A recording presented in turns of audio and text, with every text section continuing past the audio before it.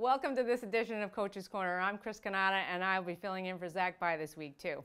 So we played Siena last Wednesday in a doubleheader. It was the first Time Warner Cable game for college softball in the area. I think it was great for our team to get that kind of exposure, and also for Siena, and also for softball in the area to get a college game on TV. We played really well during the games. First game hit the ball really well, played great defense, and wound up winning a mercy game 8-0.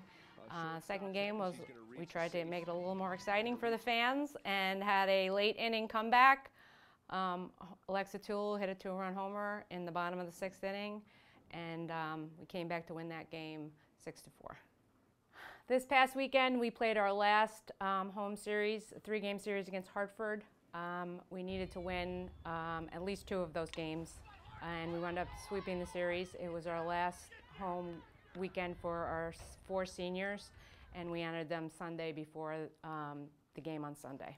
Our senior class of Jess Tate, Marlene Solano, Vicki McFarland, and Alexa Toole have meant a lot to this program over the last 4 years. Very special kids, work hard every day in practice, and they have been fun to be around for their 4 years, and we are definitely going to miss them next year. In our last game against Hartford on Sunday, I think it was a great day for those 4 kids. They had a lot of family there, a lot of friends. We had a big crowd, and it was a beautiful day to watch softball, and we wound up winning that game by the mercy rule too. And then we were able to celebrate with the kids and their family afterwards with a nice tailgate, and hopefully it was a great day for the 4 of them. This week we're heading to Stony Brook to start the America East Conference Tournament. Our first game will be against Binghamton. Again, very good hitting team. We battled it out with them. It was 3 high-scoring games.